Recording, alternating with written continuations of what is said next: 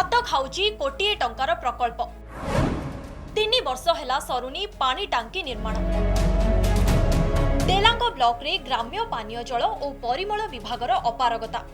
खत खाउची गोविंदपुर पानीय जल प्रकल्प। डेलांग ब्लॉक जेनापुर पंचायत रे पानी टांकी पाई 1,30,00,000 टंका व्यय अटकल होईछि। प्रकल्पटी संपूर्ण हेले 40टी गाँवर लोक उपकृत हेबे। हेले ठिकादार अधा काम करी छु मारिछि। फल 3 वर्ष पर भी कार्यक्षम होई पारुनी पानीय जल जोगाण प्रकल्प। पानी पाई दल भर्ती पोखरी उपरे निर्भरशील ग्रामवासी।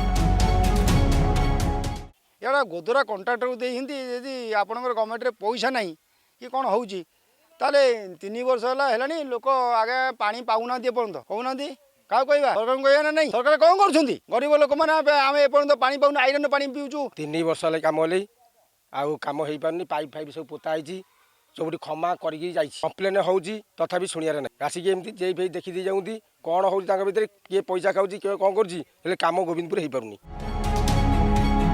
ठिकादार और सरकारी बाबूंको मनमुखी कार्य पेशी हो जाइछंती स्थानीय बासिंदा।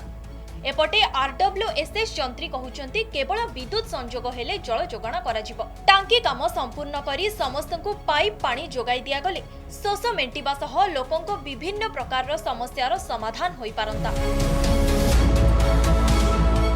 आम सरपंच बाबू कहलु सरपंच बाबू सागर आम गलु कलेक्टर ऑफिस सहित भी सरपंच सहित जाइचु ब्लॉक गलु कौन प्रकार फलप्रद ना हाँ कर आम जीवु यार भितर कम हो से कंट्राक्टर जाऊँच कौन से कर आज्ञा किसी तार किसी पाइपार रास्ता घाट खोलीदे 2 पट रास्ता खोलीदे नंबे खाली गले ना पानी आस 3 वर्ष पानी ने पानु आम पिला छुआ पानी पाना कहीं गोटे योजना कौन है ना पैसा तो माने 1,30,00,000 खर्च कले कहीं पति दी डेलांग ब्लॉक रो जेनापुर पंचायत रे एक करा जाइथिबा पानी टांकी ऊपर निर्भर करुचंती पाखापाखी 40 खंड गाँ। निश्चित भाव में दीर्घ 3 वर्ष अधिक समय होगला पर मध्य एपर्यंत टोपाए पानी पाइबारु वंचित होउचंती ग्रामवासी।